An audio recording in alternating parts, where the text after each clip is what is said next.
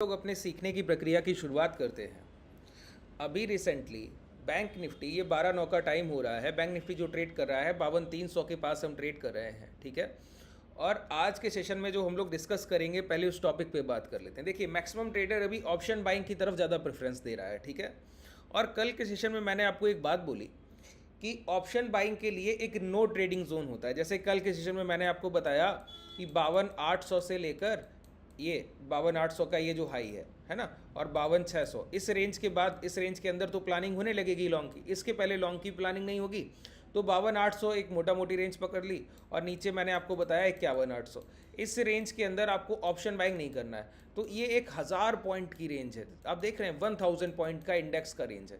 अब मैं जब बोल रहा हूँ कि 1000 पॉइंट के अंदर ऑप्शन बाइंग नहीं करना है, ये एक नो ट्रेडिंग जोन है बायर्स के लिए, तो कई लोग इस पर सवाल उठाते हैं कि 1000 पॉइंट की रेंज ऑप्शन बायर के लिए नो ट्रेडिंग रेंज कैसे हो सकती है, ये कैसे पॉसिबिलिटी है। अगर 1000 पॉइंट की रेंज को बायर ट्रेड नहीं करेगा तो फिर वो अर्निंग कैसे करेगा।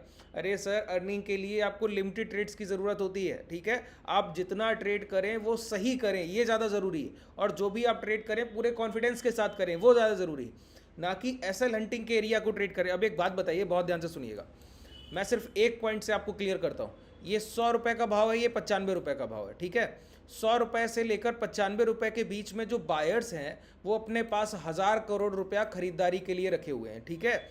और 100 रुपये से लेकर 95 रुपये की रेंज में जो सेलर्स हैं वो अपने पास 900 करोड़ रुपया बिकवाली के लिए रखे हुए हैं, ठीक है।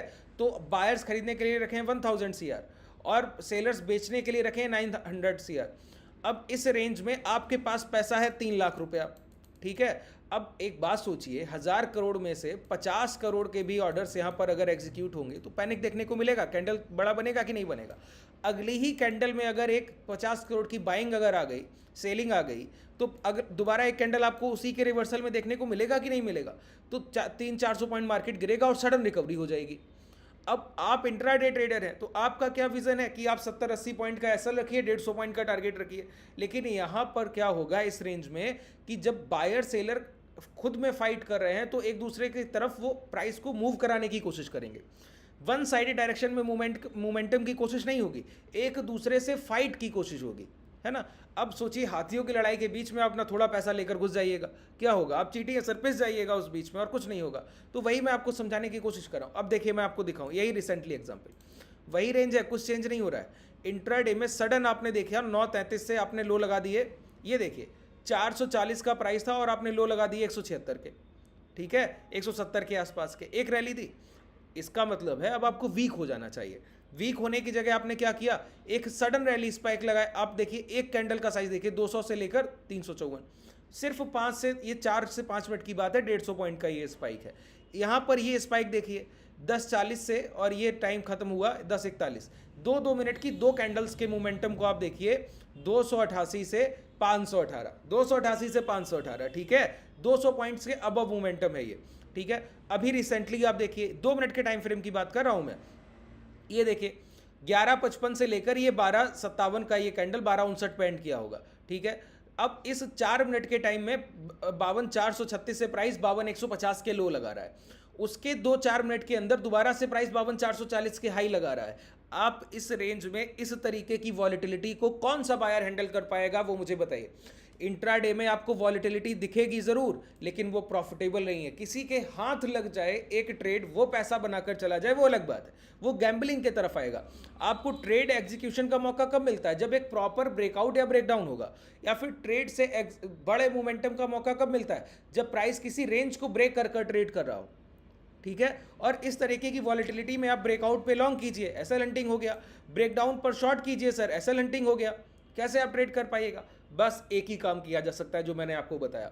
ऑप्शन बायर्स सर्वाइवल में है सिर्फ एक कारण से, उनके पास सिर्फ एक रीजन है, क्या, अगर वो एक रेंज के मार्केट में सिर्फ सपोर्ट रेजिस्टेंस को ट्रेड करें। देखिए, जब भी अगर बायर का रेंज है, बायर 95 पे खरीदारी करेगा और सेलर 100 पर बिकवाली करेगा, इसका मतलब है सपोर्ट रेजिस्टेंस ट्रेडेबल है। बस बात क्लियर हो रहा है। जैसे अभी रिसेंट में आप देखें 12 जुलाई के जो लो लगे थे ये 52,200 के आसपास लगे थे। प्राइस आज ओपन हुआ, ओपन होने के बाद इस कैंडल से ओपनिंग हुई, प्राइस नीचे आने की कोशिश किया, हाई के पास से यहाँ से सप्लाई उठाया और आया। आने के बाद इसी 52,200 से स्पाइक उठाकर इसी रेजिस्टेंस एरिया के पास पहुंचा, तो सपोर्ट के पास से प्राइस सेल कर गया। रेजिस्टेंस के पास से फिर गिर कर आया, सॉरी सपोर्ट के पास से चल कर गया, रेजिस्टेंस के पास से गिर कर आया, अब सपोर्ट के पास से फिर चल कर गया, अब रेजिस्टेंस के पास से फिर गिर कर आया। तो जो ट्रेडर ऑप्शन बायर इंट्राडे में सपोर्ट और रेजिस्टेंस को ट्रेड कर रहा है और सपोर्ट और रेजिस्टेंस के ब्रेकआउट ब्रेकडाउन को नहीं, मैंने आपको बताया रिस्पेक्ट दिया जाएगा। देखिए दो तरीके से सपोर्ट रेजिस्टेंस को ट्रेड किया जाता है, एक हायर हाइस के जब फॉर्मेशन होंगे ना, जब प्राइस ट्रेंड में होगा, या लोअर लोस के फॉर्मेशन होंगे। तो जब हायर हाइस के फॉर्मेशन में एक हाई लग गया, प्राइस रिट्रेसमेंट कर रहा है, तो हम लोग देखते हैं कि ये हाई जब ब्रेक होगा तब लॉन्ग करेंगे।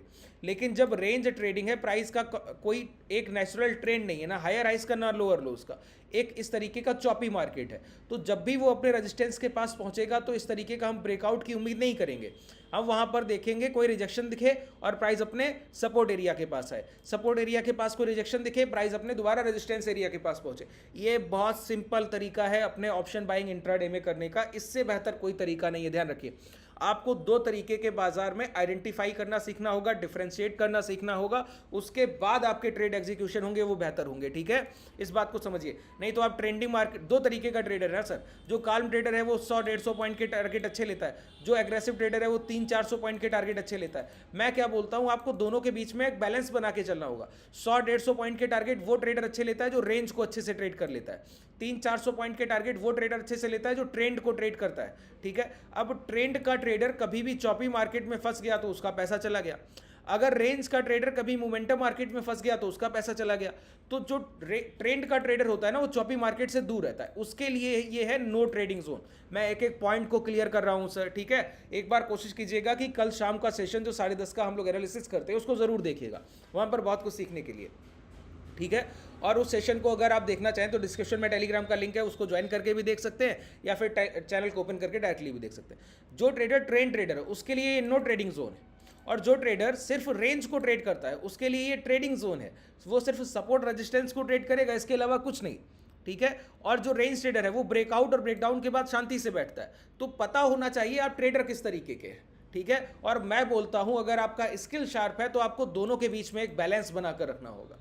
ठीक है, आपको पता होना चाहिए कि अब मैं रेंज ट्रेड कर रहा हूं, मुझे टारगेट कम रखना है, सपोर्ट और रेजिस्टेंस ट्रेड करना है, सिंपल। अगर आपको पता है कि ब्रेकआउट हो गया है, अब आपको बड़े टारगेट के लिए जाना है और सपोर्ट रेजिस्टेंस को नहीं ट्रेड करना है, ब्रेकआउट ब्रेकडाउन को ट्रेड करना है। दो पॉइंट सिर्फ समझ लीजिए, ऑप्शन बायर्स के लिए समझिए, आपके लिए पूरा एक मूल मंत्र की तरह है। ठीक है, कि आप आइडेंटिफाई कर पाएं कि किस तरीके का बाजार है, उसके अकॉर्डिंग अपनी ट्रेड्स को प्लान कीजिए। हम लोग तो प्राइस, जैसे कि अभी तो ये बाजार ओपन हो गया, लाइव मार्केट में दिख रहा है कि प्राइस रेंज में। ठीक है, जब ये कल ओपन नहीं हुआ था तब हम लोग पहले से ऐसे तैयारी करके बैठ रहे थे कि प्राइस में लॉन्ग करेंगे 52,600 के बाद, शॉर्ट करेंगे 51,800 के बाद, पहले से रेंज तैयार कर लिया।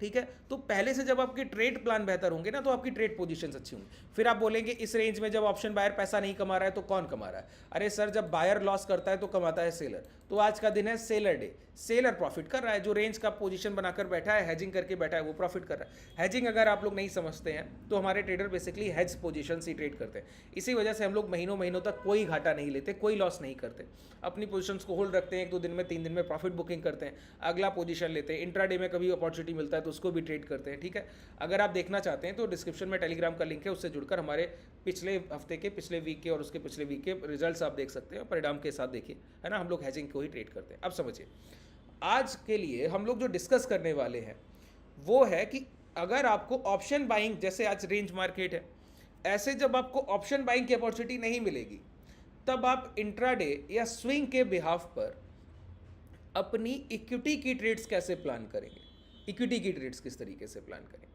अब इक्विटी ट्रेडिंग में लोगों को बड़ा आसान लगता है सर, उनको लगता है कि मॉर्निंग में बैठे बाजार में और बैठने के बाद सिर्फ HDFC बैंक का चार्ट देखा या कोई भी चार्ट उठा लिया, SBI उठा लिया, SBI नहीं मिला तो साथ में ICICI बैंक उठा लिया, नहीं तो रिलायंस उठा लिया, ऐसे शेयर्स देखते रहे, रैंडमली कोई भी खरीद लिया, फिर कहते हैं स्टॉप लॉस चला गया। नहीं, देखिए, इंट्राडे ट्रेडिंग प्राइजेक्शन से ज़्यादा आपका साइकोलॉजिकली डिपेंडेंसी ज़्यादा रखती है जब इक्विटी की बात आ जाए तब।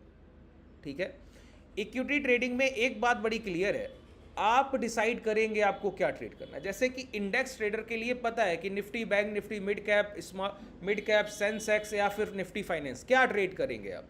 वही 5 विकल्प हैं आपके पास, जितनी ऑप्शंस में आप इंडेक्स को ट्रेड कर सकते हैं वही 5 आपके पास इंडेक्स है ट्रेडेबल, है ना। लेकिन इक्विटी में तो ऐसा नहीं है। इक्विटी में आप डिसाइड कर सकते हैं कि ये प्राइस रेंज में है, नहीं ट्रेड करूंगा, अब ये प्राइस ट्रेंड में है तो ट्रेड करूंगा, ये तो आप तय कर सकते हैं ना, ये आपके हाथ में है। तो इसका एक रोड मैप होना चाहिए कि आप इक्विटी में एग्जीक्यूशन तक कैसे पहुंचेंगे। ठीक है, सब कुछ मैंने क्या कहा, प्राइजेशन सब कुछ नहीं है इक्विटी में। इक्विटी में पहला जो काम होता है वो होता है स्टॉक सिलेक्शन। स्टॉक सिलेक्शन जिस ट्रेडर ने इंट्राडे इक्विटी का समझ लिया, उससे बेहतर इस बाजार में कोई ट्रेडर नहीं होगा, याद रखिए। कैसे कह सकता हूं ये बात, जरा स्टॉक सिलेक्शन को समझ के देखिए। एक बात बताइए, मैं सिर्फ एक क्वेश्चन आपसे पूछूंगा एग्जाम्पल के थ्रू। ये एक ट्रैक है, 10 किलोमीटर का ट्रैक है, ठीक है, और एक मैं हूं और एक आप है, नंबर 1 नंबर 2 ऐसे मैंने डाल दिया। एक कैंडिडेट आप हैं और एक मैं हूं। यहीं से हम दोनों को दौड़ने की शुरुआत करनी है और 10 किलोमीटर की ये रनिंग देखते हैं कौन जीतता है। ठीक है, कौन विन करेगा। बस एक मैं यहाँ पर आपको बता रहा हूँ कि आप अकेले दौड़ेंगे और मेरा हाथ, कोई एक साथ में गाड़ी चलेगी और उस गाड़ी पे बैठा व्यक्ति मेरा हाथ पकड़कर मुझे आगे की तरफ पुश करेगा, मैं उसके साथ दौड़ूंगा। अब बताइए, आपकी क्षमता से अधिक क्षमता मैं लगा पाऊंगा कि नहीं लगा पाऊंगा। कारण क्योंकि मुझे एक सपोर्ट सिस्टम पीछे से सपोर्ट कर रहा है, मुझे एक सपोर्ट सिस्टम जो है वो पीछे से सपोर्ट कर रहा है। तो जहां पर आपकी एबिलिटी 20 किलोमीटर पर आवर होगी तो मैं वहां पर हो सकता है 25 किलोमीटर पर आवर को भी टच कर पाऊँ, क्योंकि मेरे साथ एक सपोर्ट सिस्टम है। मुझे अपनी क्षमता से नहीं दौड़ना पड़ रहा है, मुझे कोई सहायता कर रहा है, हेल्प कर रहा है आगे बढ़ने के लिए। तो आप तो पीछे रहेंगे, ये तो तय हो गया, अब आप जीत नहीं सकते, ये तो पहले तय हो गया। कितना पीछे रहेंगे वो अलग बात है। दूसरी बात ये भी है कि आप बीच में थक के रुक जाएं, ये पॉसिबल है, लेकिन मेरा थकना भी पॉसिबल नहीं, क्योंकि मेरी क्षमता तो जाएगी नहीं, जो साथ में चल रहा है वो साथ में लेकर जाएगा। ठीक है, तो एबिलिटी की बात, क्षमता की बात। ठीक है, बस होना क्या चाहिए ये बात समझिए। अगर मेरी क्षमता इतनी है ही नहीं कि मैं 10 किलोमीटर को कवर अप किया हूं इससे पहले, तो मैं हो सकता है पूरा दौड़ ही ना पाऊं, बीच में रुक, तब आप दौड़ जाइए। इसका मतलब है, अगर आप एक अच्छे रनर हैं, बहुत ध्यान से सुनिएगा, पॉइंट को समझिएगा, एग्जाम्पल के एक एक पॉइंट से हमको कनेक्ट करना होगा प्राइजेक्शंस को, और जो मैं आपको रूल्स बताऊंगा उनको। अगर आप रनर अच्छे हैं, फिर आपको कोई एक सपोर्ट सिस्टम दे दिया जाए, तो आपको फिर हराने वाला बहुत मुश्किल होगा कि कोई आपको हरा पाए, क्योंकि दूसरे को सपोर्ट सिस्टम वो नहीं मिला होगा। बात क्लियर हुई। वही मैं प्राइस में बोलता हूं। आप मुझसे पूछिए कि HDFC बैंक ट्रेड करना है, रिलायंस ट्रेड करना है, बजाज फाइनेंस ट्रेड करना है, या फिर IRB इंफ्रा ट्रेड करना है, या फिर एम्फेसिस ट्रेड करना है, या फिर विप्रो, या फिर आपको कुछ और ट्रेड करना है सर, है ना। मैं बोलूँगा ये सारी चीज़ें हम डिसाइड नहीं करेंगे कि हमको क्या ट्रेड करना है, ये डिसाइड करेगा बाजार कि वो हमसे क्या ट्रेड कराना चाहता है। कैसे? स्टॉक सिलेक्शन का पहला प्रोसेस है कि आप ऐसे शेयर्स को ट्रेड करेंगे जो खुद तो स्ट्रांग हो ही, लेकिन उनके सेक्टर्स उनसे पहले उनको हेल्प करने चाहिए, सपोर्ट सिस्टम होना चाहिए। मैंने क्या कहा, आप किसी भी इंडिविजुअल स्टॉक को सिलेक्ट करने से पहले उसके इंडेक्स को जाकर वॉच आउट करेंगे कि इंडेक्स कौन सा स्ट्रांग है। अब इसको देखने का मैं आपको तरीका बताता हूं। देखिए, सबसे पहले मैं आपको बताऊं, ये पूरा जो ट्रेड प्लान मैं आपको बता रहा हूं, ये 2 पार्ट का सेशन होगा। एक पार्ट हम लोग आज कवर करेंगे, एक पार्ट कल के सेशन में, यही दोपहर के समय 2 बजे के पास जो मैं अपलोड करता हूं इसमें कवर करेंगे। ठीक है, अभी ये मैं धन का डीमेट यूज़ कर रहा हूँ, इसका लिंक आपको डिस्क्रिप्शन में मिल जाएगा, इसको ओपन कर लीजिएगा। यहीं पर आपका पूरा ट्रेड प्लान एक ही प्लेटफॉर्म पर आपका बनेगा, कुछ और आपको कुछ भी करने की ज़रूरत नहीं पड़ेगी। इसका लिंक आपको डिस्क्रिप्शन में मिल जाएगा। ठीक है, और जिनके पास इक्विटी में फंड की कमी हो, कि आपको लगता है कि पैसा कम है, कि मैं तो ऑप्शन बाइंग इस वजह से करता हूँ, मेरा पैसा ही 1 लाख है, फिर मैं क्या करूँ, मुझे तो 2 दिन के लिए पोजीशन होल्ड करना नहीं आता है। 2 दिन अगर मेरा पोजीशन इक्विटी का होल्ड कर गया तो मैं 1 लाख फंड से क्या ही सर कर पाऊंगा, 1000 रुपये 1% होता है, क्या ही मैं कमाऊंगा। तो मैं आपको बोलता हूं, उसके लिए डिस्क्रिप्शन में मोतीलाल ओसवाल के डीमेट का भी लिंक है। ठीक है, उसको भी ओपन कर लीजिएगा। यहाँ पर अपना आप ट्रेड प्लान बनाइएगा, इक्विटी की बाइंग वहाँ पर कीजिएगा। 5x का मार्जिन, 5x का मार्जिन मिलता है होल्डिंग के लिए, सिर्फ इंट्राडे के लिए नहीं, स्विंग के लिए 3 महीने तक। क्वार्टरली सेटलमेंट जो सेबी का होता है, तब तक आप अपना टेन्योर रख सकते हैं, तब तक आपका होल्डिंग पीरियड आसानी से रहता है। कहीं कहीं जब लिक्विडिटी अच्छी होती है, जो हाई वेटेज स्टॉक है, जो लार्ज कैप इक्विटी, वहाँ पर आपका 5x मार्जिन कभी कभी 6-7x तक चला जाता है। ठीक है, उनको भी आप आसानी से होल्ड कर सकते हैं। इंट्राडे के लिए नहीं, ले जाइए, होल्डिंग में ले जाइए। ठीक है, तो ये आपको तकलीफ नहीं होगी कि पैसा कम है इस वजह से नहीं। 1 लाख रुपए 5 लाख का माल आप आसानी से उठा सकते हैं, होल्ड रख सकते हैं। ठीक है, तो इस वजह से ये कोई आपका लॉजिक नहीं है कि आप ये राय दें कि मेरे पास कैपिटल कम है इस वजह से मैं ऑप्शन ट्रेडिंग कर रहा हूँ, नहीं, इक्विटी कैपिटल कम होने पर भी संभव है, आप किया जा सकता है, बस आप करने की क्षमता रखिए। देखिए ट्रेड प्लान क्या है पहले ये समझते हैं। ये यहाँ पर जो मैं धन का डीमेट यूज़ कर रहा हूँ, इसमें एक ट्रेडिंग व्यू का इस तरीके से चार्ट आपका ओपन हो जाता है, ठीक है। यहाँ पर आपको क्या करना होता है, ये वॉच लिस्ट हम लोग बनाते हैं, ठीक है। जैसे यहाँ पर all equity futures options index, तो इंडेक्स में हमको क्या करना है, यहाँ पर सिर्फ निफ्टी लिखना है। क्या लिखना है, सिर्फ निफ्टी लिखना है, ठीक है। और निफ्टी लिखकर इस तरीके से सारी निफ्टी के जितने भी ये इंडेक्स हैं ये सारे आपको इस तरीके से ऐड ऑन कर लेने हैं, सारे के सारे, ठीक है। जिस ट्रेडर का एक इंडेक्स का वॉच लिस्ट नहीं है, ये बात समझ लीजिए, आपके 4 से 5 वॉच लिस्ट आप आसानी से बनाकर रखिए, उसमें एक वॉच लिस्ट आपका इंडेक्स का होना ही चाहिए, तय मानिए, ठीक है। अब इतना ज़्यादा इंडेक्स हम लोग नहीं रखते, जो ज़रूरी इंडेक्स हैं उनको हम ऐड ऑन कर लें, वही हमारे लिए ज़रूरी है। मैंने आपके लिए लगभग काफ़ी सारी इंडेक्स ट्रेड कर दी, ठीक है। अब यहाँ पर आपको पहला एनालिसिस देखिए, एक स्ट्रॉन्ग आपका सपोर्ट सिस्टम की जो बात हो रही है, तो हम लोग खरीदेंगे तो स्टॉक, लेकिन स्टॉक को सपोर्ट कौन करेगा, उसका इंडेक्स उसको सपोर्ट करेगा। ध्यान रखिए, यहीं पर एक ट्रेडर, इंट्राडे ट्रेडर की 60% गलती यहीं खत्म हो जाती है। 60% चांस आपके जीतने के पहले ही हो गए अगर आपने कोई इक्विटी, कोई स्टॉक इंट्राडे में वो खरीदा है जिसका इंडेक्स पहले से आउट परफॉर्म कर रहा है। जैसे यहाँ पर अगर आप देखिए तो यहाँ पर इन सारे इंडेक्स को इस तरीके से मैं बड़ा करूँ, इन सारे इंडेक्स में अगर आप देखें तो सबसे ज़्यादा परफॉर्म कौन कर रहा है, निफ्टी ऑटो परफॉर्म कर रहा है। कौन परफॉर्म कर रहा है, निफ्टी ऑटो परफॉर्म कर रहा है, ठीक है। इसके बाद कौन परफॉर्म कर रहा है, इसके बाद निफ्टी फार्मा परफॉर्म कर रहा है, मैक्सिमम परफॉर्मेंस, ठीक है। इसके बाद निफ्टी पीएसयू बैंक परफॉर्म कर रहा है, ठीक है। इसके बाद निफ्टी रियलिटी परफॉर्म कर रहा है, इसके बाद परफॉर्म कर रहा है पीएससी। अब यहीं पर हम लोग अगर ऑटो इंडेक्स देखना चाहें, कौन कौन से इंडेक्स याद कर लीजिए पहले, जिसकी परफॉर्मेंस आज के इंट्राडे में अच्छी है, वो कौन सा है सर, पहला है देखिए निफ्टी ऑटो, ठीक है। निफ्टी ऑटो 1% के आसपास ये प्रॉफिट पॉजिटिव ट्रेड कर रहा है। इसके बाद आप देखेंगे निफ्टी के बाद हमको, निफ्टी ऑटो के बाद जो मिलता है वो हमको मिलता है यहाँ पर पीएसयू 1.40% ऊपर ट्रेड कर रहा है। ये सबसे अच्छे आज के दिन सेक्टर हैं जो ट्रेंड में हैं, जो हायर साइड मोमेंटम में है। अब देखिए इंडेक्स जो है वो पॉजिटिव है, इसका मतलब है इंडेक्स कब चलेगा, जब उसके अंडर स्टॉक्स में बाइंग आई होगी। तो जो स्टॉक उस इंडेक्स को चला रहे हैं, अब हमको उनको जाकर फाइंड आउट करना है। कैसे होगा ये बताइए ज़रा। इसके लिए टूल है, देखिए यहीं पर चार्ट से आप क्या करें, ऑप्शन ट्रेडर का ये लिंक आपको मिलेगा, इस पर चले जाए, इस पर आप क्लिक करेंगे तो आपके सामने ऐसा कुछ इंटरफेस खुलकर आएगा इस तरीके का, ठीक है। ये आपके सामने इंटरफेस खुलकर आ गया। अब यहाँ पर हमको क्या करना है, ये देखिए मार्केट पर क्लिक किया, यहाँ पर option, stocks, future, commodity, currency, सारे विकल्प आपके सामने होते हैं, ठीक है। तो हमको स्टॉक्स पर क्लिक करना है, ठीक है। फिर यहाँ पर निफ्टी 50, ये कौन सी इंडेक्स के आपको परफॉर्मेंस चाहिए जो अच्छा परफॉर्म कर रहे हैं। तो अभी हम लोगों ने देखा कि निफ्टी ऑटो चाहिए, क्या चाहिए, निफ्टी ऑटो चाहिए। अब निफ्टी ऑटो में अगर आप गौर करें तो पहले नंबर पर है अपोलो टायर जो 4% ऊपर ट्रेड कर रहा है। फिर बजाज ऑटो है, बजाज ऑटो 3% ऊपर ट्रेड कर रहा है। अशोक लेलैंड 1.5% ऊपर ट्रेड कर रहा है। अब इन्हीं इक्विटी के प्राइस में चार्ट में जाकर आपको बाई ऑन डिप देखना है। अब ये बाई ऑन डिप क्या होता है सर, है ना, ये बाई ऑन डिप क्या है। तो बाई ऑन डिप के लिए मैं आपको सिर्फ एक बात बोलता हूँ कि जब प्राइस चलने की शुरुआत करे, वो जहाँ से डिप ले वहाँ खरीदारी की कोशिश कीजिए, ठीक है। जैसे बजाज ऑटो का चार्ट है, यहाँ पर हम लोग बजाज ऑटो का चार्ट लगा लेते हैं, यहाँ पर ऑल पे आ जाइए, ठीक है। ये बजाज ऑटो का चार्ट इस तरीके से हम लोगों ने लगा लिया। अब मैंने क्या कहा, इंट्राडे में हमको क्या करना है, बाई ऑन डिप करना है। बाई ऑन डिप का मतलब क्या हुआ कि जो स्टॉक आउट परफॉर्म है, आउट परफॉर्मर आज के दिन इंट्राडे में है, उनको बाई ऑन डिप पर रखना है। कि बाई ऑन डिप का मतलब क्या हुआ कि इंट्राडे में 9:15 से बाजार ने चलने की शुरुआत कर दी, तो बजाज ऑटो ने देखिए यहाँ से हाई लगा दिया 9420 से 9610, ठीक है। तो आप बोलिए यहाँ खरीदारी कर लीजिए टॉप पर या चलते हुए प्राइस में, नहीं, ऐसे नहीं खरीदारी करते। जैसे अभी बजाज ऑटो चल रहा है तो ये उनके लिए चल रहा है जिन्होंने यहाँ पोजीशन ले लिया इस रेंज में, उनके लिए। अब आप यहाँ खरीद लेंगे तो हो सकता है अभी आपका स्टॉप लॉस चला जाए। तो हमको क्या करना है, अपने स्विंग लो के पास बाइंग प्लान करनी।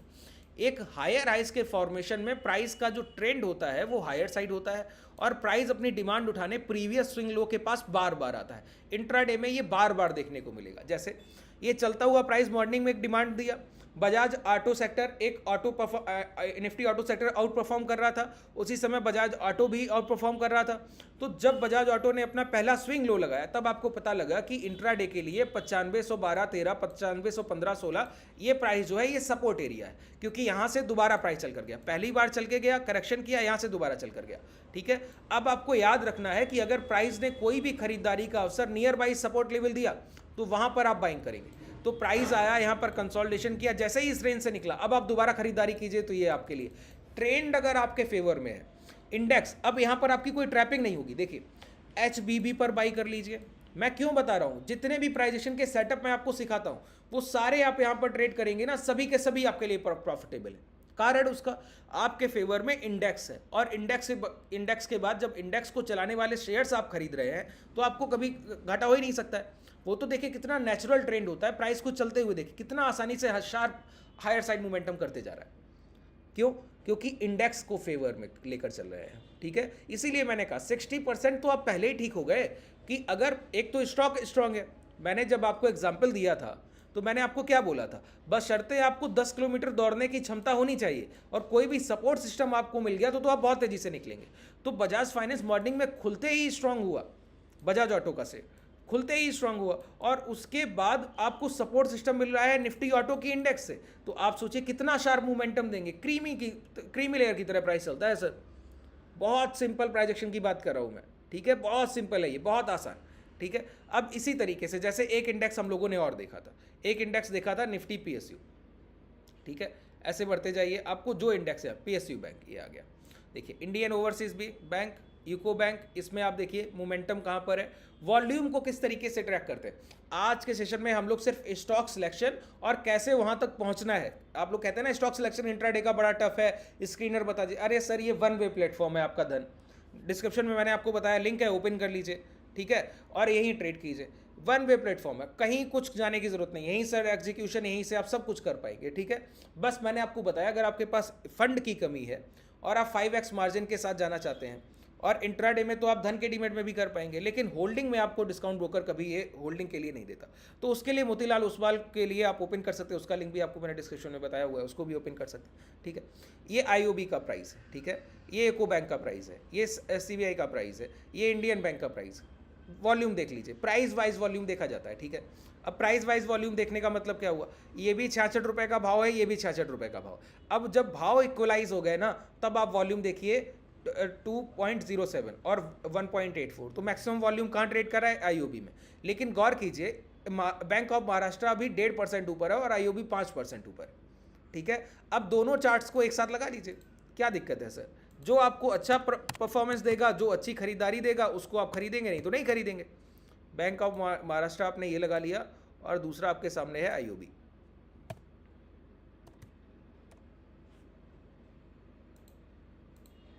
ठीक है, ये प्राइस देखिए, सिंपल प्राइजेक्शन पे काम किया जाता है सर। आप लोग जितना आसानी से देखिए, इंट्राडे में करेक्शन जैसे ही हाई ब्रेक हुआ मोमेंटम, इसी प्राइस का एक बार रिटेस्ट, प्राइस ने दोबारा मोमेंटम, कंसोलिडेशन, हाई ब्रेक हुआ दोबारा मोमेंटम।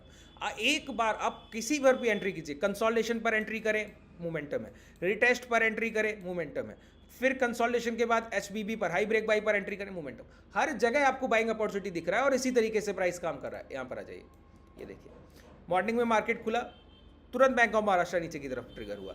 अब मॉर्निंग में कोई बाइंग नहीं है, लेकिन सपोर्ट के पास आकर पहली बाइंग उठाया, स्विंग, ये लोअर लोस का फॉर्मेशन हायर हाइज में बदलने लगा और ये स्विंग हाइज ब्रेक होने लगे। अब बैंक ऑफ महाराष्ट्र यहाँ पर और अच्छी बाइंग में इंट्राडे के लिए आप खरीद कर बैठिए। देखिए आपका एसएल हंटिंग नहीं होगा, बैठिए खरीद, एसएल हंटिंग नहीं हो सकता।